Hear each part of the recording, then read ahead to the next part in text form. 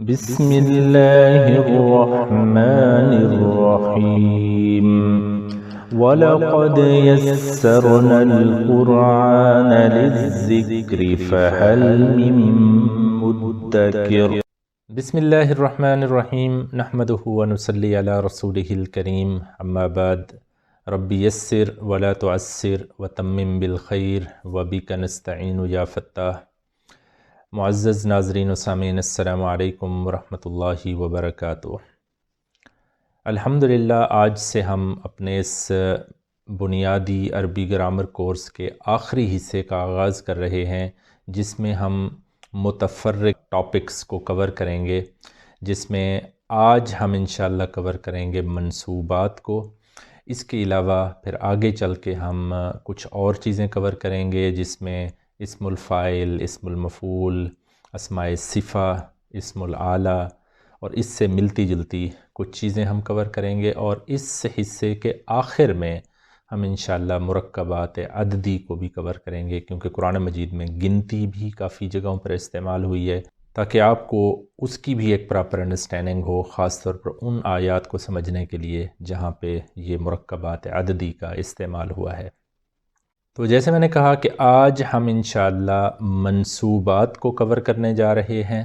اس سے پہلے کہ میں منصوبات کی طرف بڑھوں، آپ ذرا یاد کریں کہ جب ہم نے اسم کا اعراب پڑھا تھا، ہم نے اس میں اسم کی 3 اعرابی حالتوں کا ذکر کیا تھا۔ اسم کی بنیادی جو حالت تھی اعرابی، اسے ہم نے حالت رفع یا نومینیٹو یا سبجیکٹو کیس، یہ ہم نے اس کو نام دیا تھا۔ دوسری حالت کو ہم نے حالت نصب، جو کہ پوزیسو کیس آپ انگلش میں کہہ سکتے ہیں، یا اس کو مفعولی حالت بھی کہہ سکتے ہیں۔ حالت رفع کو آپ فاعلی حالت کہہ سکتے ہیں۔ اور حالت جر یہ تیسری حالت تھی، جس کو آپ آبجیکٹو کیس کہہ لیں، یا اضافی حالت بھی آپ اسے کہہ سکتے ہیں۔ پھر ہم نے یہ پڑھا تھا کہ اسم کی اعرابی حالتوں کے لحاظ سے 3 اقسام تھیں۔ ایک تھی معرب منصرف، جو 3 اعرابی حالتوں میں 3 مختلف شکلیں اختیار کرتا ہے، یعنی حالت رفع، نصب، جر تینوں میں الگ الگ شکل ہوگی، جیسے مسلمن، مسلمن، مسلمن، یہ ایک منصرف اسم کی مثال ہو گئی۔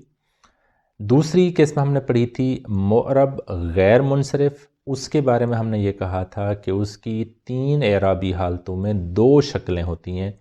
حالت رفع الگ شکل ہوتی ہے، لیکن حالت نصب اور جر اس کی شکل ایک ہی ہوتی ہے۔ اور کچھ کیٹیگریز ہم نے پڑھی تھیں کہ کن اسماء کو ہم کہیں گے کہ یہ غیر منصرف ہیں۔ اس کی مثال اگر میں لوں، مریم، مریمہ، مریمہ، یہ ایک غیر منصرف اسم ہے، لہٰذا 3 اعرابی حالتوں میں آپ دیکھ رہے ہیں حالت نصب اور جر ایک ہی شکل ہے، تو 3 اعرابی حالتوں میں 2 شکلیں۔ اور تیسری جو کیٹیگری ہم نے پڑھی تھی اسم کی، وہ تھی مبنی اسماء، یعنی وہ ایسے اسماء ہوتے ہیں کہ تینوں اعرابی حالتوں میں وہ ایک ہی شکل اختیار کیے رہتے ہیں، ان کو ہم مبنی کہتے ہیں۔ اس کی مثال موسیٰ، موسیٰ، موسیٰ، یہ ایک ایگزامپل آپ کے سامنے آ گئی مبنی اسم کی۔ اب تک ہم جو چیزیں کور کر چکے ہیں، ہم نے دیکھا ہے کہ اسم حالت رفع میں کیوں رہتا ہے، حالت جر میں کیوں رہتا ہے، اور کچھ چیزیں ہم نے حالت نصب کے بارے میں بھی پڑھی ہیں کہ حالت نصب میں اسم کیوں جاتا ہے۔ آج ہم انشاءاللہ مزید تفصیل دیکھیں گے کہ اسم کے حالت نصب میں جانے کی کون کون سی وجوہات ہو سکتی ہیں۔ اب اس سے پہلے کہ میں اسم کی حالت نصب میں جانے کی وجوہات کو ایڈریس کروں، ہم تھوڑا سا ریویژن کر لیں کہ پہلے اسم حالت رفع میں کیوں رہتا ہے اور حالت جر میں جانے کی اس کی وجوہات کیا ہیں، پھر ہم منصوبات کی طرف بڑھتے ہیں۔ اگر آپ یاد کریں، ہم نے پڑھا ہے کہ اسم کے حالت رفع میں ہونے کی چند وجوہات ہیں۔ اسم 3 صورتوں میں لازماً آپ کو حالت رفع میں ہی نظر آئے گا، نصب اور جر میں نہیں جائے گا۔ ایک اس کی وجہ ہم نے پڑھی تھی جب ہم جملہ اسمیہ پڑھ رہے تھے، ہم نے یہ کہا تھا کہ جملہ اسمیہ میں اگر اسم مبتدا کے طور پر ہو یا خبر کے طور پر ہو تو وہاں پہ ہم کیا کرتے ہیں، اسم کو حالت رفع میں رکھتے ہیں۔ جیسے ایک مثال دیکھیں، زید صالح، زیدن یہاں پہ اسم ہے، حالت رفع میں ہے، صالحن بھی ایک اسم ہے جو کہ حالت رفع میں ہے۔ فرق کیا ہے؟ زیدن معرفہ ہے کیونکہ مبتدا معرفہ ہوتا تھا، صالحن نکرہ ہے کیونکہ خبر کے بارے میں ہم نے پڑھا تھا کہ وہ عام طور پر نکرہ ہوتی ہے۔ تو مبتدا اور خبر کے قواعد اس کے اوپر لاگو ہو رہے ہیں، لیکن ایک چیز جو آپ کو نظر آ رہی ہے جو کہ ہم نے پڑھی تھی کہ دونوں مبتدا اور خبر حالت رفع میں ہوتے ہیں۔ تو ایک یہ وجہ ہم پڑھ چکے ہیں کہ اسم اس وجہ سے حالت رفع میں رہتا ہے۔ دوسری ایک وجہ ہم نے پڑھی تھی جب ہم جملہ فعلیہ پڑھ رہے تھے، تو ہم نے کہا تھا کہ جب جملہ فعلیہ میں کسی اسم کو فاعل کے طور پر ہم استعمال کریں گے تو وہ حالت رفع میں ہوگا۔ جیسے آپ جملہ فعلیہ کی ایک مثال دیکھیں، ضرب زیدن، ضرب یہاں پہ آپ کو کیا نظر آ رہا ہے؟ یہ فعل واحد مذکر غائب کا صیغہ آپ کو نظر آ رہا ہے، اور اس کے بعد فاعل اسم ظاہر کی شکل میں آپ کو نظر آ رہا ہے، وہ ہے زیدن۔ اگر زیدن نہ ہوتا تو پھر ہم کہتے کہ فاعل ضربہ کے اندر موجود ہے ضمیر کی شکل میں، ہوا کی شکل میں، لیکن اب کیا ہے؟ وہ ہوا کی ضمیر کی شکل میں رہنے کی بجائے اب ظاہر ہو گیا ہے زیدن کی شکل میں۔ اب آپ یہ دیکھیں کہ زیدن کیونکہ فاعل ہے لہٰذا اس کو حالت رفع میں رکھا گیا ہے۔ تو یہ دوسری وجہ ہم پڑھ چکے ہیں۔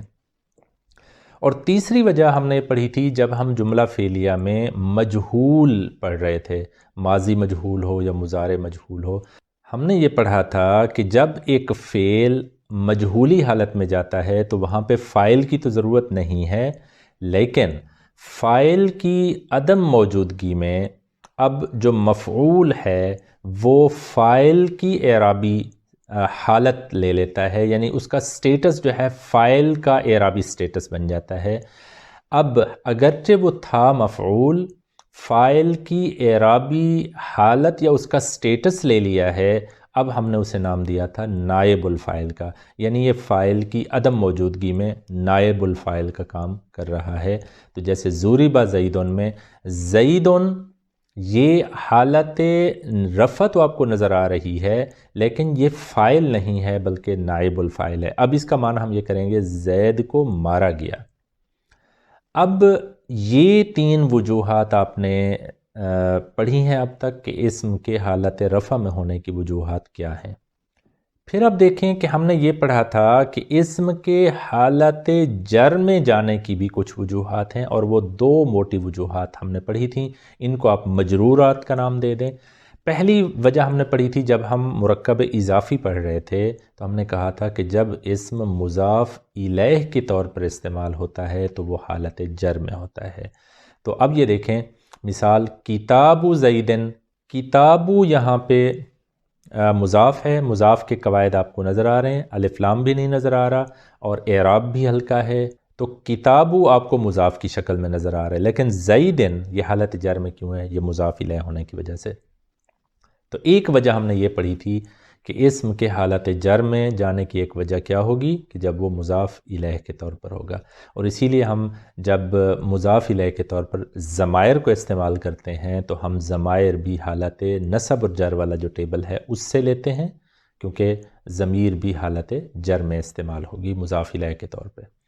دوسری جو وجہ ہم نے پڑھی تھی وہ یہ تھی کہ جب ہم حروف جارہ پڑھ رہے تھے، یعنی جب ایک مرکب جاری کی شکل میں اسم آئے گا تو اس وقت جو مجرور اسم ہوگا وہ بھی حالت جر میں جائے گا، یعنی مرکب جاری کے دو حصے جار اور مجرور، تو جو مجرور اسم ہوگا وہ حالت جر میں ہوگا۔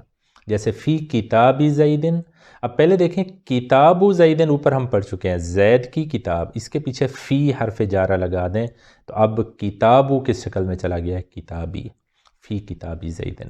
اب فی کتابی زیدن کے اوپر آپ غور کریں گے تو آپ یہ کہیں گے کہ زیدن تو مرکب اضافی میں مضاف الیہ ہونے کی وجہ سے حالت جر میں ہے، اور کتابی جو ہے یہ آپ کو فی کی وجہ سے یعنی حرف جارہ کی وجہ سے حالت جر میں نظر آ رہا ہے جاتا ہوا۔ تو یہ وہ چیزیں تھیں جس کو ہم نے نام دیا مرفوعات اور مجرورات۔ اب چل کے دیکھتے ہیں کہ وہ کون سی وجوہات ہیں جن کی وجہ سے اسم حالت نصب میں جاتا ہے۔ تو پہلی بات، جو اسم حالت نصب میں ہو اسے ہم منصوب کہیں گے، اور اس کی جمع منصوبات۔ گویا اس ٹاپک میں، اس سبق میں ہم یہ پڑھنے جا رہے ہیں کہ وہ کون سی وجوہات ہیں جس کی وجہ سے اسم حالت نصب میں جاتا ہے۔ یہ آپ کو ایک لسٹ نظر آ رہی ہے، تو ابھی یہاں پہ میں آپ کو یہ لسٹ دکھا رہا ہوں، اور ایک ایک کر کے ہم ان کی تفصیل کو بھی دیکھتے ہیں۔ پہلی بات، ہم نے یہ پڑھا تھا حروف مشبہ بالفعل جب پڑھ رہے تھے، تو ہم نے کہا تھا کہ حرف مشبہ بالفعل کا جو اسم ہے ان حروف کا، وہ حالت نصب میں ہوگا۔ یاد کریں، ان کو ہم نے ایک اور نام دیا تھا انا و اخواتھا، یعنی انا اور اس کی بہنیں۔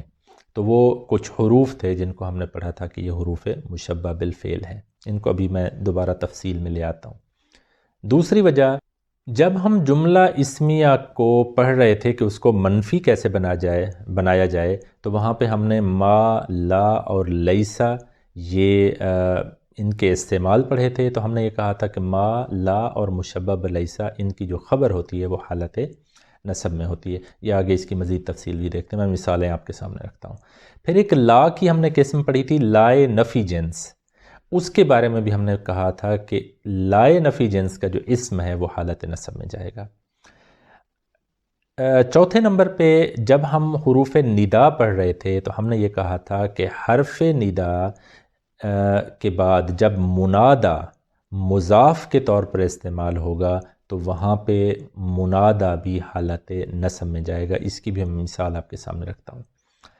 ایک اور چیز جو آج ہم ایڈریس کریں گے وہ ہے کہ کچھ افعال کو ہم نے کہا ہے افعال ناقص، تو افعال ناقص کی جو خبر ہے وہ بھی حالت نصب میں ہوتی ہے۔ ان میں سے ایک جو فعل ہے وہ ہم پڑھ چکے ہیں، وہ ہے کانا یکونو۔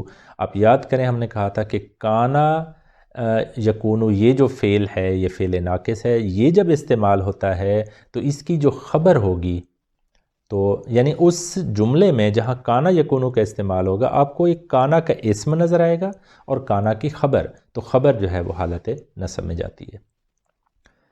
اگلی کیٹیگری جو ہم ابھی آج پڑھنے والے ہیں وہ ہے مفاعیل خمسہ، یعنی 5 قسم کے مفعول ہوں گے۔ ان کو بھی ہم تفصیل سے دیکھیں گے کہ وہ بھی حالت نصب میں ہوتے ہیں۔ ویسے جنرلی ہم نے جملہ فعلیہ میں پڑھا ہے کہ مفعول حالت نصب میں ہوتا ہے۔ آج ایک اور چیز جو ہم دیکھنے والے ہیں، ایک چیز جس کو ہم کہیں گے حال۔ یہ فاعل یا مفعول یا پھر دونوں کی اس وقت کی حالت کو بیان کرے گا جس وقت وہ کام ہوا، تو یہ حال کی ایک کیٹیگری ہوگی، یہ بھی حالت نصب میں۔ اس کو بھی ہم انشاءاللہ تفصیل کے ساتھ دیکھتے ہیں۔ اور 2 اور چیزیں ہم دیکھیں گے آج، تمییز اور مستثنی، یہ بھی تفصیل میں ہم انشاءاللہ دیکھنے والے ہیں۔ تو یہ مختلف کیٹیگریز ذہن میں رکھ لیں کہ جن کو ابھی میں اس لیکچر میں کور کر رہا ہوں، لیکن زیادہ جو ہم زور دیں گے یا ٹائم لگائیں گے وہ مفاعیل خمسہ، حال، تمییز اور مستثنی، کیونکہ باقیوں کو ہم کسی نہ کسی انداز میں پڑھ چکے ہیں۔ تو اب ذرا ان کی تفصیل میں چلیں۔ سب سے پہلے حروف مشبہ بالفعل، ان کا اسم ہم نے کہا ہے کہ حالت نصب میں ہوتا ہے۔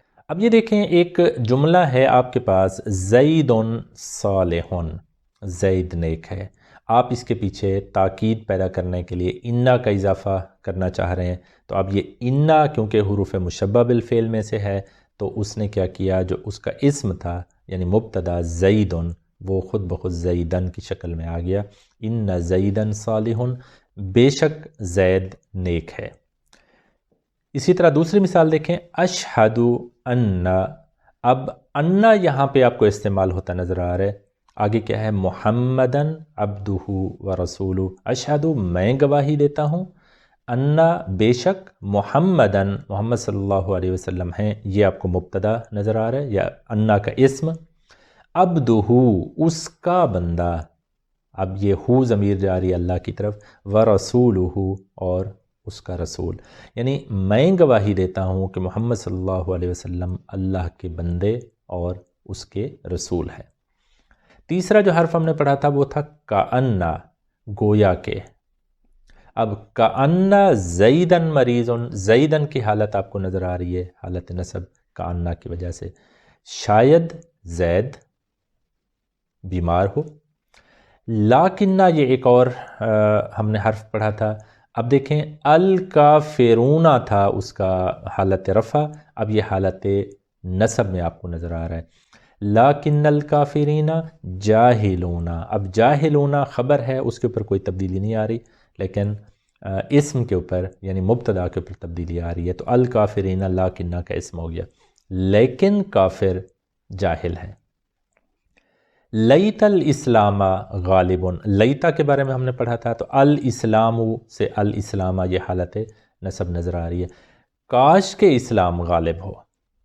تو یہ کچھ حروف مشبہ بالفعل میں نے آپ کے سامنے رکھے، اور اب دوسری کیٹیگری دیکھیں، وہ تھا ما، لا اور مشبہ باللیسا، ان کی خبر۔ تو اس کو آپ یاد کریں، جب ہم نے جملہ اسمیہ پڑھا تھا تو ہم نے یہ چیزیں پڑھی تھیں کہ جب جملہ اسمیہ کے پیچھے ما ہم لگائیں گے اس کو منفی بنانے کے لیے، تو کیا ہے کہ اس کی جو خبر ہے وہ حالت نصب میں چلی جائے گی۔ تو اب آپ دیکھ لیں، ما ھذا بشرا، یہ بشر نہیں ہے۔ اسی طرح لا رجل صالحا، لا رجل یعنی آدمی نیک نہیں ہے، اب صالح کس شکل میں چلا گیا ہے؟ صالحا۔ لیسا زید طویلا، زید لمبا نہیں ہے، تو یہ ہو گیا ما، لا اور لیسا، اس کی خبر کہ وہ حالت نصب میں ہوتی ہے۔ چوتھی چیز جو ہم نے پڑھی تھی وہ تھی لائے نفی جنس کا اسم۔ اب لائے نفی جنس کی نشانی ہم نے کیا پڑھی تھی کہ یہ وہ لا ہے جو اس کا جو اسم ہے اس کے اوپر 3 قسم کی تبدیلیاں لے کے آتا ہے۔ پہلی تبدیلی دیکھیں، جملہ اسمیہ کا جو مبتدا ہے وہ حالت رفع میں ہوتا ہے، اس نے کیا کرنا ہے؟ حالت نصب میں لے جانا ہے۔ مبتدا معرفہ ہوتا ہے، اس لا نے مبتدا کو نکرہ کر دینا ہے، اور تیسری تبدیلی اس لا نے یہ کرنی ہے کہ تنوین ہٹا دینی ہے، گویا اعراب کو ہلکا کر دینا ہے۔ تو یہ 3 چیزیں آپ کو نظر آئیں گی لائے نفی جنس میں۔ تو اب لا ریبہ فیہ، اس میں کسی قسم کا کوئی شک نہیں ہے، یعنی اس میں شک نام کی جو جنس ہے وہ ایگزسٹ ہی نہیں کرتی۔ اسی طرح لا الہ الا اللہ، یہ ایک اور چیز بھی آپ کو نظر آ رہی ہے کہ لا اور اللہ کا کمبینیشن۔ لا یہاں پہ لائے نفی جنس ہے، وجہ کیا ہے؟ وہی وہ 3 صورتیں آپ کو نظر آ رہے ہیں، الہ حالت نصب، اعراب ہلکا اور نکرہ۔ لا الہ الا اللہ، کوئی بھی معبود نہیں ہے سوائے اللہ کے، یعنی اللہ کے سوا کوئی معبود یا عبادت کے لائق نہیں۔ تو یہ ہم نے پڑھا تھا لائے نفی جنس کا جو اسم ہے وہ حالت نصب میں ہوتا ہے۔ نیکسٹ چیز جو ہم نے پڑھی وہ تھی منادا مضاف، اور یہ دیکھیں کہ یا ہم نے پڑھا تھا کہ یہ حرف ندا ہے۔ اب حرف ندا کے بعد اگر کوئی مضاف آ جاتا ہے تو وہ منصوب ہوگا، یعنی حالت نصب میں ہوگا۔ اب یہ دیکھیں، ویسے تھا عبداللہ، اللہ کا بندہ، یا لگا تو اس نے کیا کیا؟ مضاف عبدو کو حالت نصب میں تبدیل کر دیا، عبداللہ، یا عبداللہ اے اللہ کے بندے، یا ارحم الراحمین۔ اب ویسے اگر یا نہ ہوتا تو ہوتا ارحم الراحمین، لیکن یہاں پہ ارحم الراحمین یا کی وجہ سے، اور راحمین جو ہے یہ آپ کو حالت جر میں نظر آ رہا ہے۔ یہ ہے کہاں سے؟ اگر آپ اس کو را ہا میم مادہ سے فاعلن کے وزن پہ لے آئیں تو یہ کیا بنے گا؟ راحمن، اس کی جمع بنائیں راحمون، اور اس کی حالت نصب جر لے جائیں تو راحمین۔ اگلی جو کیٹیگری ہم نے پڑھی تھی وہ ہے افعال ناقصہ کی خبر۔ یہاں پہ میں آپ کے سامنے اب چند افعال رکھنا چاہ رہا ہوں جو کہ جن کو ہم افعال ناقص کہتے ہیں۔ تو گویا جہاں بھی یہ استعمال ہوں گے آپ کو کیا دیکھنا ہے کہ وہاں پہ ان افعال کا کوئی اسم بھی ہوگا اور اس کی خبر ہوگی، بالکل کانا یکونو کی طرز پہ، اور جو خبر ہوگی وہ حالت نصب میں ہوگی۔ پہلا یہ آپ کو فعل نظر آ رہا ہے سارا، اس کا معنی ہے ہو گیا۔ جیسے آپ یہ دیکھیں سار الفقیر غنیًا، اب الفقیرو کو ہم سارا کا اسم کہیں گے اور غنیًا یہ اس کی خبر ہے، اسی لیے آپ دیکھیں خبر حالت نصب میں ہے۔ غریب امیر ہو گیا۔ دوسرا جو فعل آپ کے سامنے ہے اصبح، اس کے مختلف معنی ہیں، ایک ہے صبح، اس نے صبح کی، یا صبح کے وقت ہوا، یا ویسے جیسے سارا کا معنی ہم نے کیا تھا ہو گیا۔ اب یہاں پہ آپ کو ایک شکل نظر آ رہی ہے، ان اصبح اگر ہو گیا ماؤکم تم سب کا پانی غوراً نیچا، اگر تمہارا پانی نیچے ہو گیا یا نیچے ہو جائے۔ اسی طرح اضحا اس کا مطلب ہوتا ہے چاشت کے وقت ہونا۔ اب جیسے دیکھیں اضحا الناس مشغولین، الناس اضحا کا اسم اور مشغولین یہ کیا ہے اس کی خبر۔ اسی طریقے سے اوپر اصبح میں دوبارہ دیکھیں، ماؤکم جو ہے اصبح کا اسم ہے اور غوراً اس کی خبر ہے۔ اب ایک اور ورب دیکھیں، امسا اس کا مطلب ہے شام کے وقت ہوا۔ اب امسل الحواء باردن، شام کے وقت ہوا ٹھنڈی ہو گئی۔ الحواء یہ اسم ہے امسا کا، باردن یہ اس کی خبر ہے، لہذا حالت نصب میں ہے۔ ایک فعل ناقص ہے ظلہ۔ اب ظلہ کا معنی ہوتا ہے دن بھر رہا۔ ظل الولد لائبا، لڑکا دن بھر کھیلتا رہا۔ اب الولد اس کا اسم ہے، لائبا اس کی خبر ہے۔ باتا اس کا معنی ہے رات بھر رہا، جیسے بات المریض نائما، مریض رات بھر سوتا رہا۔ اب المریض یہاں پہ اسم ہے باتا کا، اور نائما اس کی خبر ہے۔ ما داما اس کا معنی ہے جاری رہنا، جاری رہا یا منقطع نہ ہوا۔ انا قائمن ما دام المعلم قائما، جب تک استاد کھڑا ہے میں بھی کھڑا ہوں۔ یہاں پہ اب آپ کو کیا نظر آ رہا ہے، ما داما کا اسم ہے المعلم اور قائما اس کی کیا ہے خبر ہے۔ کچھ اور افعال آپ کے سامنے ہیں، جیسے ما زالا اس کا معنی بھی جاری رہنا یا منقطع نہ ہونا۔ اب جیسے ما زال زید غنین، زید بدستور امیر ہے۔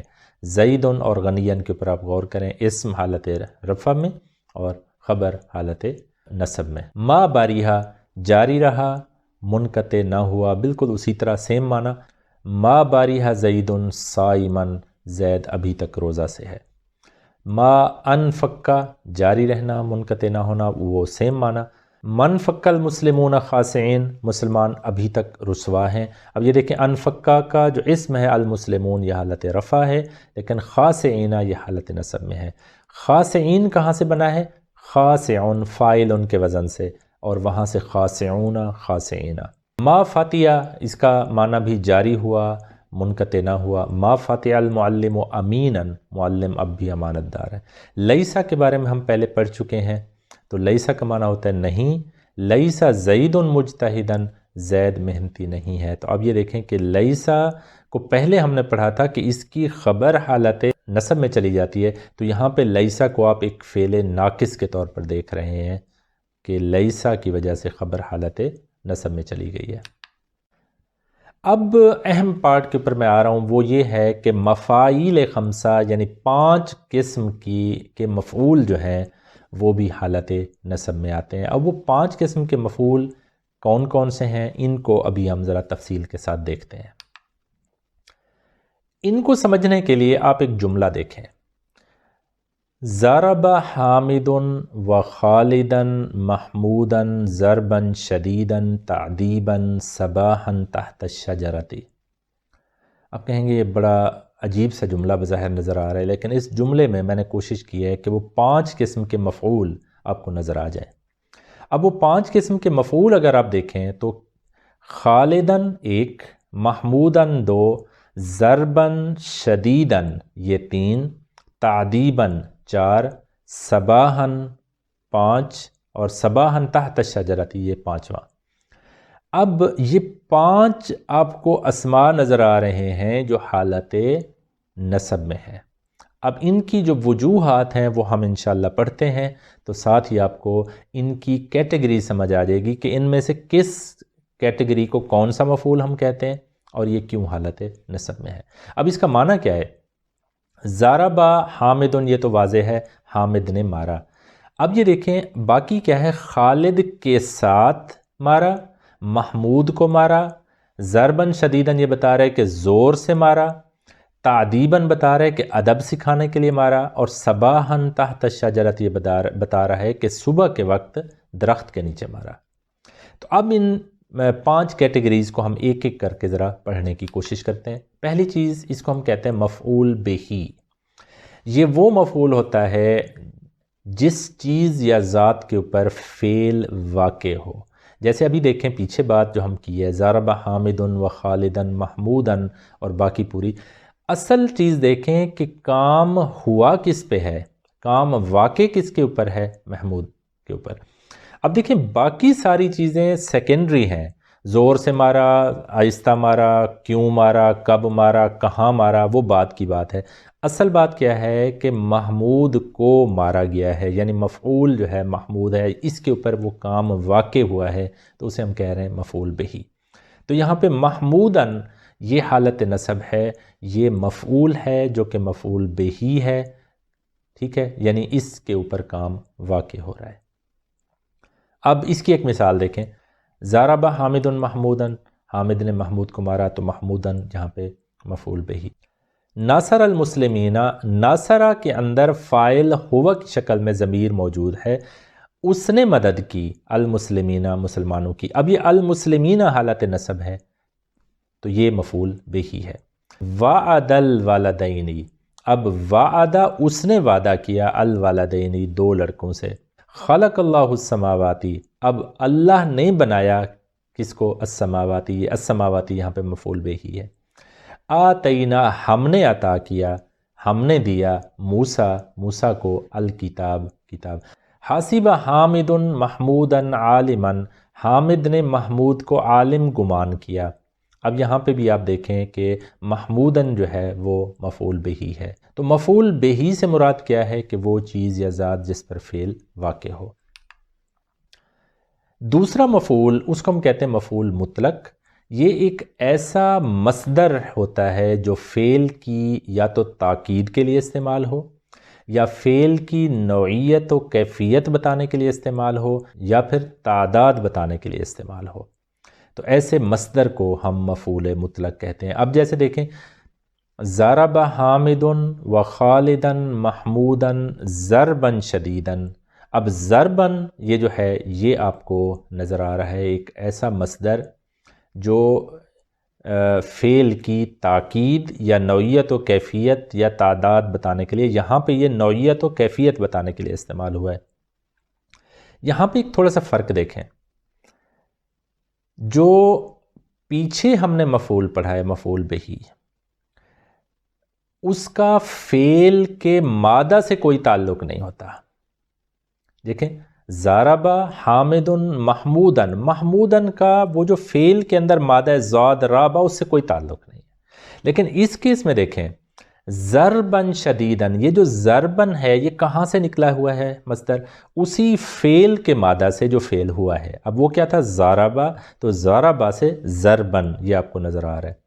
تو گویا مفعول مطلق عام طور پر ایک مصدر ہوگا جو اسی فعل کے مادہ سے مصدر لیا گیا ہوگا۔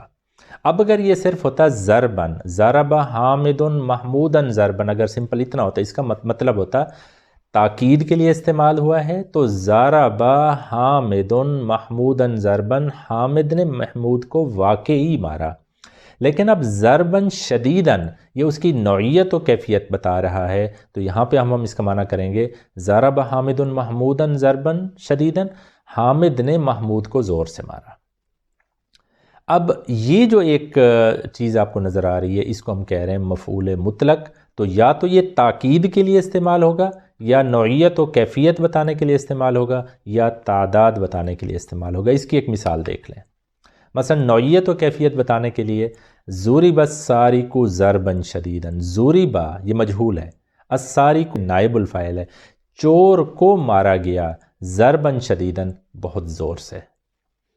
تاکید کی ایک مثال دیکھیں، ضربتہ، اب ضربتہ یہ ضربہ کی گردان کا کون سا صیغہ ہے؟ واحد متکلم والا۔ ضربتہ میں نے مارا، ہو اسے۔ اب یہ ہو جو ہے یہ مفعول بہی تھا جس کو مارا گیا، ضربتہ میں نے اسے مارا، ضرباً۔ اب ضرباً جو ہے اس کا معنی ہم کیا کریں گے؟ تاکید کا مفہوم، ضربتہ ضرباً میں نے واقعی اسے مارا۔ اسی طرح کلم اللہ موسیٰ تکلیماً، اب غور کریں ضربتو کے اندر جو مادہ ہے اسی سے کیا لیا گیا؟ مفعول لیا گیا ہے مصدر کی شکل میں ضربن۔ اسی طرح کلم اللہ موسیٰ تکلیمن، کلم، اب یہ دیکھیں اس مادہ سے آگے آپ کو مصدر نظر آ رہا ہے، کاف لام میم مادہ باب تفعیل سے لے آئیں تو کلم یکلم تکلیمن، تو تکلیمن آپ کو وہ نظر آ رہا ہے۔ اللہ نے موسیٰ علیہ السلام سے واقعی کلام کیا۔ اچھا، بعض اوقات اس کا معنی یوں بھی کیا جا سکتا ہے کہ کلم اللہ موسیٰ تکلیمن، موسیٰ علیہ السلام سے اللہ نے ایسے کلام کیا جیسے کرنا چاہیے تھا۔ ضربتہ ضربن، میں نے اسے ایسے مارا جیسے مارا جانا چاہیے تھا، لیکن تاکید کا یہ ایک انداز ہے۔ تعداد بتانے کے لیے بھی ہو سکتا ہے، جیسے قرأت الرسالۃ، میں نے رسالہ پڑھا، قراءۃً واحدۃً، اب یہ جو اب قراءۃً واحدًا کی شکل نظر آ رہی ہے یہ مفعول مطلق ہے۔ اب قرأ سے ہی وہ نکالا گیا ہے اس کا مصدر، قراءۃً واحدۃً، ایک ہی دفعہ میں، یعنی قرأت الرسالۃ قراءۃً واحدۃً، میں نے ایک ہی قرأت میں ایک ہی دفعہ میں رسالہ پڑھا۔ تو یہ چند آپ کو ایگزامپلز نظر آ رہی ہیں مفعول مطلق کی۔ ایک اور تیسری کیٹیگری جو مفعول کی ہے اسے ہم کہتے ہیں مفعول لہو۔ یہ ایسا منصوب اسم ہے جو فعل کے واقع ہونے کا سبب بیان کرے کہ یہ فعل کیوں واقع ہوا ہے۔ تو اس کے لیے بھی یہ ہے کہ ضروری نہیں ہے کہ اس فعل کے مادہ سے لیا گیا ہو، لیکن یہ سبب بیان کر رہا ہوگا۔ جیسے اب یہاں پہ تعدیباً کا جو لفظ ہے، ضرب حامد و خالداً محموداً ضرباً شدیداً تعدیباً، تو تعدیباً کا یہ مفہوم یہاں پہ ہے ادب سکھانے کے لیے۔ تو یہ کیونکہ فعل کے واقع ہونے کا سبب بیان کر رہا ہے، اسے ہم کیا کہہ رہے ہیں؟ مفعول لہو۔ جیسے ضربتہ تعدیباً، میں نے اسے مارا تعدیباً ادب سکھانے کے لیے، میں نے اسے ادب سکھانے کے لیے مارا۔ اسی طرح اعبد اللہ، اعبد اللہ، تم سب عبادت کرو اللہ کی شکراً، شکر ادا کرنے کے لیے۔ اب یہ ایک اور مفعول آپ کو نظر آ گیا، مفعول لہو۔ چوتھی جو کیٹیگری ہے مفعول کی وہ ہے مفعول فی۔ اب یہاں پہ دیکھیں مفعول فی کی ایگزامپل، یہ جو مثال تھی ضرب حامد و خالداً محموداً ضرباً شدیداً تعدیباً، یہاں پہ صباحاً تحت الشجرتی، یہ جو ریڈ کلر میں آپ کو دکھایا گیا ہے یہ ہے اصل میں حالت نصب میں مفعول، جس کو ہم نے نام دیا مفعول فی۔ اچھا، یہ بتا کیا رہا ہے؟ تھوڑا پہلے اس کے اوپر غور کریں۔ صباحاً یہ بتا رہا ہے کہ کام کس وقت ہوا، یعنی وقت بتا رہا ہے۔ تحت الشجرت یہ بتا رہا ہے کام کہاں ہوا۔ مفعول فی یا تو اس کام کے ہونے کی جگہ کے بارے میں بتائے گا یا وقت کے بارے میں بتائے گا، تو اس لیے یہاں پہ اب آپ کو یہ نظر آ رہا ہے کہ یہ حالت نصب ہے۔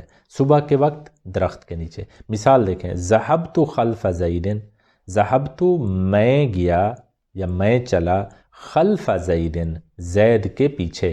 اب خلفہ یہاں پہ یہ آپ کو کیا بتا رہا ہے؟ مکان، جگہ بتا رہا ہے، خلف زیدن۔ اب یہ خلفہ یہاں پہ ظرف ہے اور یہ ظرف مکان ہے۔ اب اس کا تذکرہ میں اگلی سلائیڈ میں آپ کے سامنے رکھتا ہوں۔ خلفہ ظرف ہے تو ظرف عام طور پر آپ پہلے پڑھ چکے ہیں کہ وہ مضاف کی شکل میں آتے ہیں، تو اس کے بعد آنے والا اسم حالت جر میں ہوتا ہے کیونکہ مضاف الیہ ہوتا ہے۔ میں زید کے پیچھے چلا۔ اسی طرح وقفہ، میں وقفہ وہ ٹھہرا، تحت الشجرتی درخت کے نیچے۔ اسی طرح سافرت یوم السبت، سافرت میں نے سفر کیا، یوم السبت ہفتے کے روز۔ صمت شہرن، صمت میں نے روزہ رکھا، شہرن، اب یہ شہرن یہ بتا رہا ہے کب رکھا، تو اب یہ ہے کہ ایک ماہ۔ صمت شہرن، میں نے ایک ماہ کا روزہ رکھا یا ایک ماہ کے روزے رکھے۔ اب یہاں پہ آپ کو دو تین چیزیں نظر آئیں، ایک تو یہ کہ وقت کا تعین، جگہ کا تعین، اور میں نے ایک ٹرم استعمال کی ہے ظرف۔ اچھا، یہ جو پیچھے مفعول ہم نے پڑھا ہے مفعول فی، اس کو ہم ظرف بھی کہتے ہیں، اور ظرف دو طرح کا ہوتا ہے۔ یہ کیا کرے گا؟ یا تو جگہ کو ظاہر کرے گا تو اسے ہم ظرف مکان کہیں گے، وقت کو ظاہر کرے گا تو ظرف زمان کہیں گے۔ تو یہ مفعول فی یا ظرف وہ منصوب اسم ہوتا ہے جو فعل کے واقع ہونے کی جگہ یا وقت کو ظاہر کرتا ہے۔ اب ظرف مکان اور ظرف زمان کے لیے کچھ ٹرمز جو ہیں ہم استعمال کرتے ہیں، وہ ویسے میں آپ کے سامنے رکھنا چاہتا ہوں۔ ظرف مکان کے لیے جیسے فوقا اوپر، خلفا پیچھے، قدامہ آگے، تحتا نیچے، قبلہ پہلے، وراء پیچھے یا آگے، یا بعض کا سوا کے معنی میں بھی استعمال ہوتا ہے، امامہ سامنے، بعد بعد میں، بینہ درمیان۔ ظرف زمان کے لیے آپ یہ دیکھیں کہ کچھ ٹرمز آپ کے سامنے ہیں، ثانیتاً سیکنڈ، ساعہ گھنٹہ، اسبوع ہفتہ، قرن صدی، بکرہ صبح سویرے، صباح صبح، لیل رات، ابد یہ ہمیشہ، دقیقہ منٹ، یوم دن، سنہ عام یہ سال کے لیے، دہر زمانہ، اصیل شام، مساء شام، نہار دن، اور حین یہ وقت۔ تو یہ آپ کو مختلف شکلیں نظر آ رہی ہیں، تو آپ ان کو حالت نصب میں استعمال ہوتے ہوئے دیکھیں گے، کیونکہ یہ مفعول کے طور پر استعمال ہو رہے ہوں گے، مفعول فی۔ آخری جو مفعول کی قسم ہے اس کو ہم کہتے ہیں مفعول معہو، معہو اس کے ساتھ۔ اب دیکھیں عام طور پر ایک ایسا منصوب اسم ہوگا جس کے ساتھ واو نظر آ رہا ہوگا، اور اس واو کا ہم ترجمہ کیا کر رہے ہوں گے؟ کے ساتھ، مع۔ اس واو کو ہم واو معیت بھی کہتے ہیں۔ اب یہ دیکھیں ضرب حامد و خالدن، اگر تو واو یہ عاطفہ ہوتا تو حامدن کے ساتھ خالدن ہوتا، اگر یہ سمپل مفعول بہی ہوتا تو واو نہ ہوتا، ٹھیک ہے؟ تو یہ کچھ چیزیں ہیں جو آپ کو نظر آ رہی ہیں، تو یہ واو معیت آپ کو نظر آ رہی ہے خالدن سے پہلے۔ اب اس کا معنی ہم کیا کریں گے؟ خالد کے ساتھ۔ ضربہ کام کیا ہوا ہے؟ مارنا۔ حامدن فاعل ہے، یہ بتا رہے کہ کام کیا کس نے ہے؟ حامد نے۔ لیکن وہ خالدن یہ بتا رہا ہے کہ اس نے خالد کے ساتھ مل کر یہ کام کیا ہے۔ تو حامد نے خالد کے ساتھ محمود کو صبح کے وقت درخت کے نیچے ادب سکھانے کے لیے زور سے مارا۔ اسی طرح کچھ مثالیں اور آپ کے سامنے، جاء زید و بکرن، یہ واو میت ہے تو یہ بتا رہے کہ بکر کے ساتھ یا بکر سمیت، زید بکر کے سمیت آیا۔ اکل الوالد، والد نے کھایا، والابناء بیٹوں کے ساتھ، والد نے بیٹوں کے ساتھ کھایا۔ دخلت المدرسۃ و اخاک، تیرے بھائی سمیت میں مدرسے میں داخل ہوا۔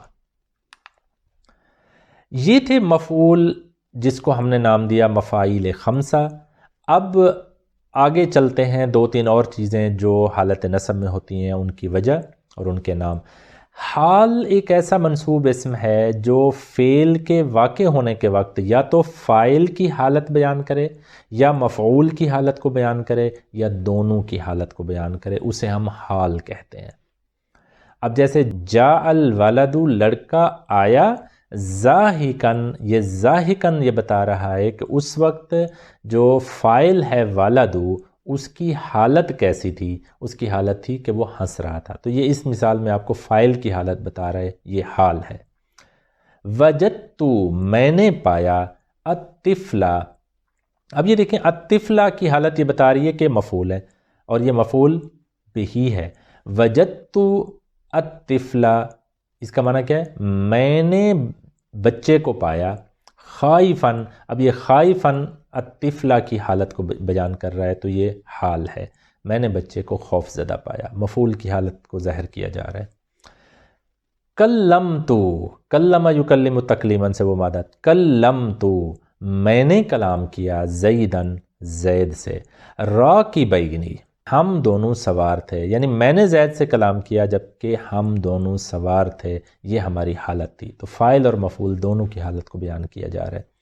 تو یہ آپ کو نظر آ گیا کہ ایک ایسا منصوب اسم جو فعل واقع ہونے کے وقت یا تو فاعل یا مفعول یا دونوں کی حالت کو بیان کرے، اسے ہم کیا کہتے ہیں؟ حال۔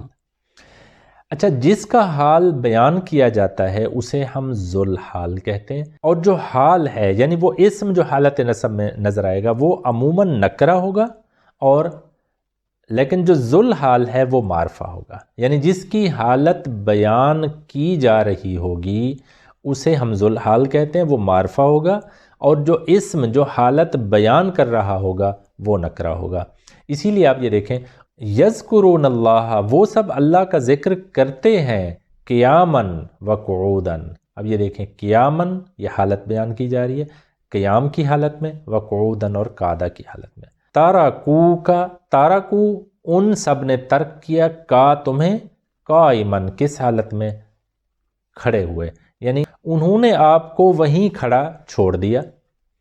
یبیتونا لربہم، یبیتونا وہ رات گزارتے ہیں، لربہم اپنے رب کے لیے، سجداً و قیاماً سجدے کی حالت میں اور قیام کی حالت میں۔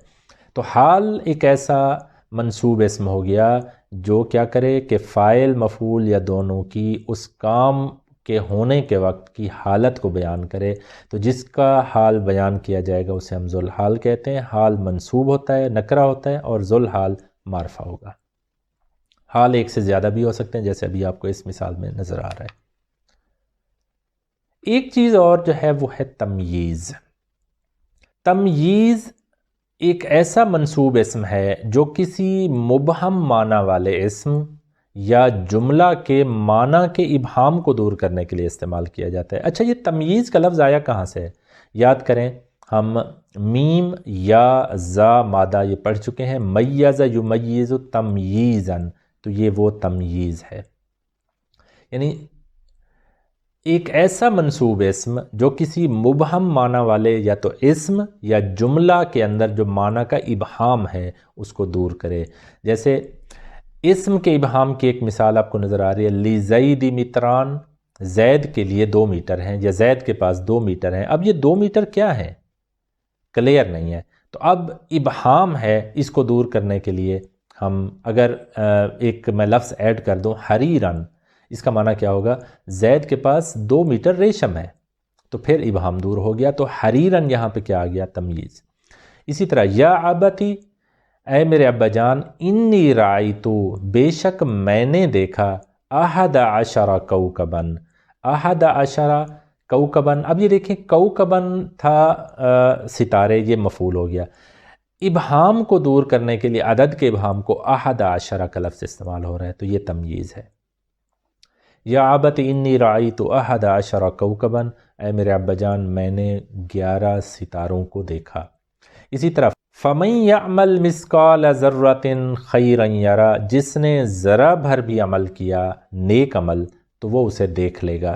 اب یہ دیکھیں یہاں پہ مثقال ذرۃ، یہ آپ کو شکل نظر آ رہی ہے، یہ مقدار کے ابہام کو دور کرنے کے لیے ہم نے تمییز استعمال کیا۔ اچھا، جملے کے ابہام کی ایک مثال دیکھیں، جیسے بعض اوقات کسی لفظ کی بجائے پورے جملہ کے اندر ایسا ابہام ہوتا ہے، اس کو کلیئر کرنا ہے تو تمییز، جیسے زید حسن، زید اچھا ہے، تو یہ جملے کے اندر ابہام ہے کہ زید کس بنیاد پر اچھا ہے، اس کی اچھائی کی کوئی وجہ ہوگی، کوئی پیمانہ ہوگا۔ تو اب یہ دیکھیں زید حسن وجہن، اگر میں کہوں تو یہ وجہن تمییز ہے۔ اب زید چہرے کے اعتبار سے اچھا ہے، وجاہت کے حساب سے اچھا ہے۔ زید حسن ذوقاً، زید ذوق کے اعتبار سے اچھا ہے، تو یہ وجہن اور ذوقاً یہ تمییز ہیں جو کہ جملے کے اندر سے ابہام کو دور کر رہے ہیں۔ آخری جو چیز میں آپ کے سامنے رکھنا چاہ رہا ہوں وہ ہے مستثنیٰ۔ یہ وہ اسم ہے جو الا یا استثناء کے کلمات کے بعد ذکر کیا جائے۔ پرپس یہ ہے تاکہ اسے ما قبل کے حکم سے خارج کر دیا جائے۔ مثال دیکھیں، میں نے سب پھل کھائے مگر انگور، اس کا مطلب یہ ہوا کہ انگور کو ہم مستثنیٰ کر رہے ہیں، ٹھیک ہے؟ تو انگور یہاں پہ مستثنیٰ ہے، اور پھل جو ہے یہ مستثنیٰ من ہے جس سے اس کو مستثنیٰ کیا گیا ہے۔ تو اب میں نے سب پھل کھائے مگر انگور، اس کی مثال اکلت الفواکہ، میں نے سب پھل کھائے، الا عنبن، تو یہ الا جو ہے یہ حرف استثناء ہے، عنبن یہاں پہ مستثنیٰ ہے، اور فواکہ آپ کو کیا نظر آ رہا ہے؟ مستثنیٰ من۔ اسی طرح لکل داء دواء الا الموت، موت کے سوا ہر مرض کا علاج ہے، تو اب یہ دیکھیں الموت مستثنیٰ ہے، اور یہ آپ کو داعن کیا نظر آ رہا ہے؟ مستثنیٰ من۔ تو یہ تو ہو گئی ایک ایگزامپل کہ یہ وہ اسم ہے مستثنا جو الا یا استثناء کے کلمات کے بعد ذکر کیا جائے تاکہ اسے ما قبل کے حکم سے خارج کر دیا جائے۔ اب یہاں پہ آپ کو دو ٹرمز نظر آ رہی ہیں، ایک ہے مستثنا اور ایک ہے مستثنا من۔ اب ہر صورت میں مستثنا نسب میں نہیں ہوتا، اس کی ایک ذہن میں یہ رکھ لیں چیز کہ مستثنا اس صورت میں منصوب ہوتا ہے اگر جملہ میں مستثنا من نمبر 1 مذکور ہو، یعنی وہ موجود ہو، محذوف نہ ہو، اور دوسرے نمبر پہ جملہ مثبت ہو۔ منفی جملے کی صورت میں ضروری نہیں ہے کہ یہ منصوب ہو۔ تو یہ دو صورتیں آپ ذہن میں رکھیں۔ ویسے اس کی تفصیل اور بھی ہے، لیکن اس بیسک لیول میں ہم کوشش کر رہے ہیں کہ اس حد تک رہیں جتنا آپ کے لیے ابھی اس سٹیج کے اوپر ضروری ہے۔ تو آپ کو کیا سمجھ آئی کہ مستثنا اس صورت میں منصوب ہوگا کہ اگر مستثنا من جو ہے نمبر 1 مذکور ہو، محذوف نہ ہو، اور نمبر 2 جملہ مثبت ہو، تو ہم مستثنا کو کیا کریں گے؟ حالت نصب میں لے آئیں گے۔ تو یہ تھا ہمارا آج کا سبق، جس میں ہم نے اسم کے حالت نصب میں جانے کی کچھ وجوہات دیکھیں۔ تو آپ ان کی مزید پریکٹس کریں۔ اب آپ کو قرآن مجید میں اس سے ملتی جلتی بے بہا ایگزامپلز نظر آئیں گی۔ انشاءاللہ آپ سے ملاقات ہوگی اگلے سبق میں۔ سبحان ربک رب العزت عما یصفون وسلام علی المرسلین والحمد للہ رب العالمین۔ السلام علیکم ورحمۃ اللہ وبرکاتہ۔